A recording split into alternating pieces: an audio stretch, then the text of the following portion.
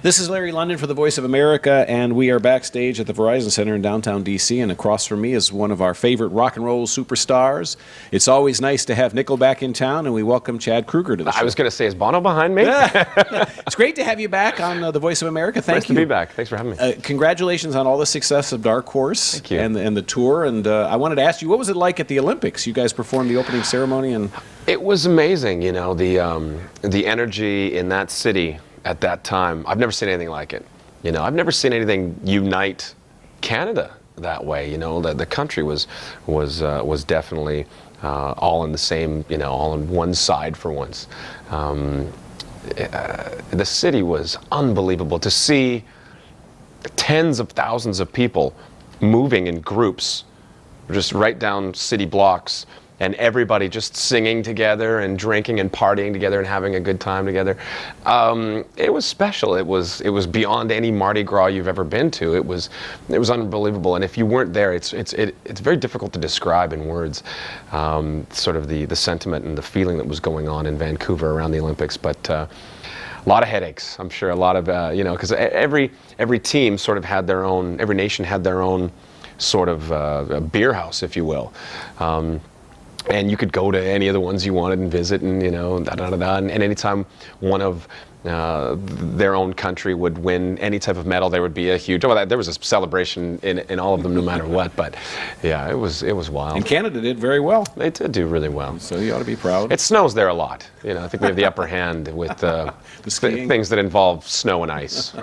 Now, Nickelback have been on tour, it seems like forever. You guys just don't stop and take a break. You just continue to tour, and I know that you just had some great success in Ottawa, where you doubled the ticket sales from the last time that you were there. So you guys are obviously doing something right. Wow.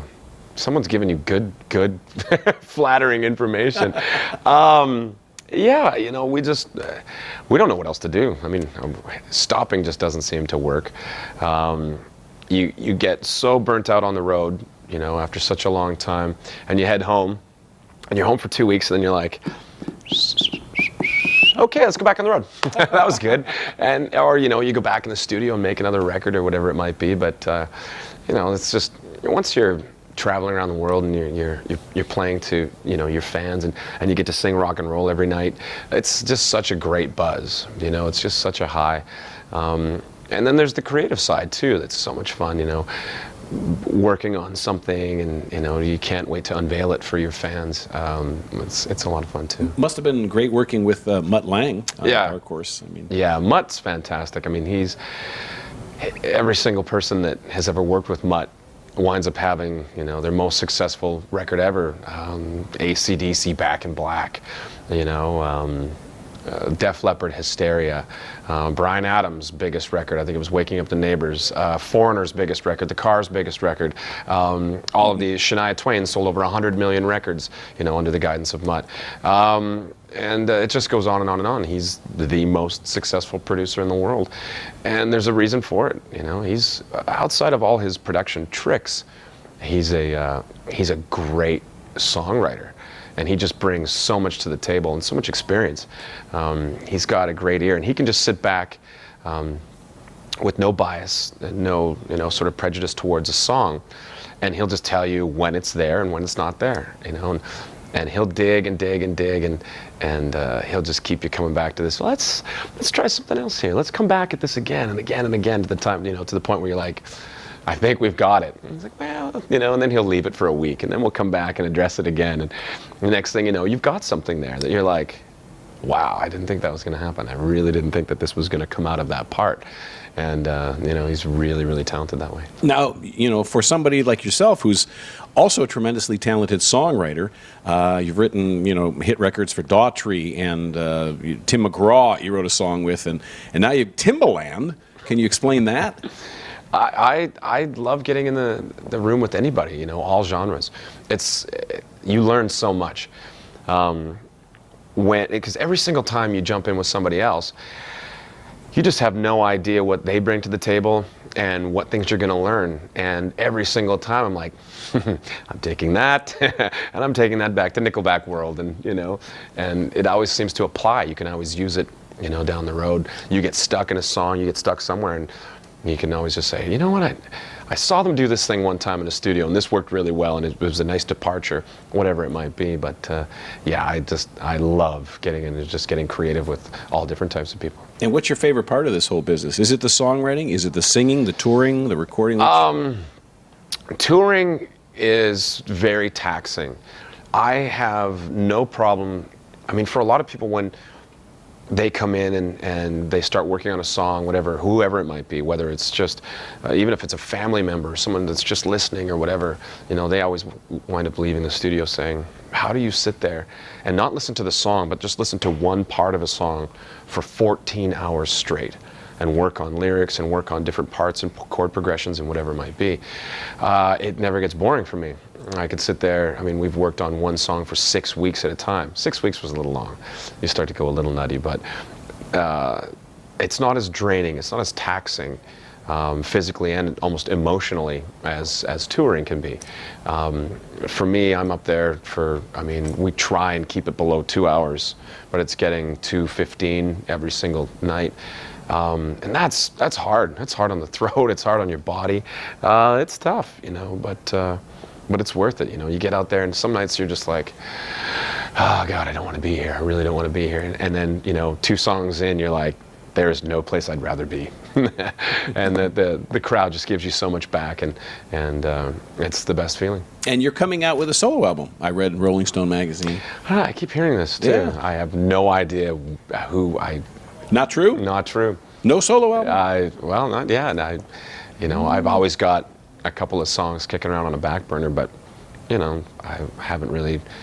I get to do so much with Nickelback, you know, and we go from one end of the spectrum, like This Afternoon, you know, this new song we've got out right now, or Rockstar, to heavy songs like Burn It to the Ground, like what we played at the Olympics.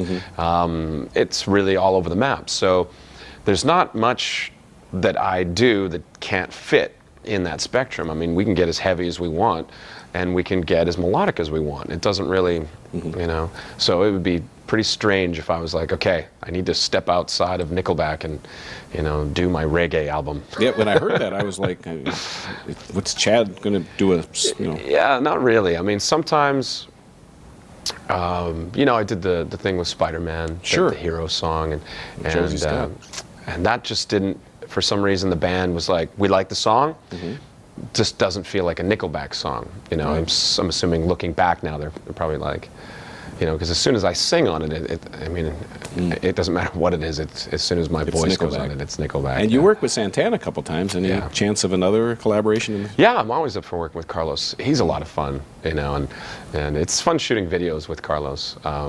You know, you get to throw the shades on, and I get to smile for once in a video. You know, look like you're having fun instead of, now look like you're serious. Now really deliver this to me in a, you know, and you're like, oh great, another, you know, video performance where I look like I'm filled with angst and I'm mad at the world, or I've had my heart broken, or whatever it might be. It's nice to get on a rooftop with Carlos and just start, you know, jamming and having fun.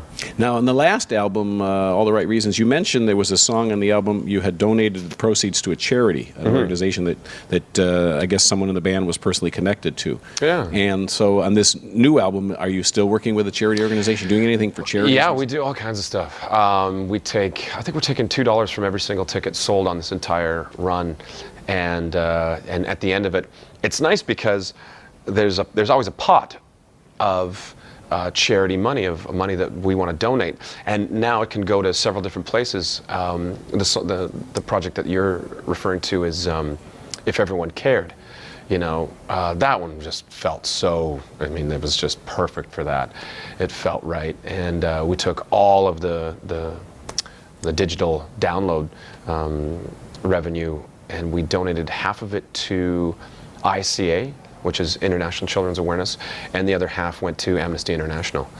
And it did really well. I didn't realize that we generated that much money for downloads, but it turned out to be somewhere like $400,000 for each of them. So, and then we wanted to do follow-ups to make sure that those donation dollars were going where we wanted them to go. And we wound up setting up, I think it was something like 6 schools in Cameroon, 3 or 4 water projects, bringing clean drinking water to villages that have had no clean drinking water. I mean, these people have essentially been trying to strain sewage water. And it's just something that we take for granted, and we can walk over to any tap you want, any faucet, and turn it on, and just expect it to be fairly clean drinking water. And I say fairly clean because it depends on what city you're in. But, you know, when I grew up in a small town of 2,900 people, we had really clean I loved our drinking water right out of the tap. It was great. And it would just be, you know, horrible to think that other people in the world just don't have some of those basic necessities.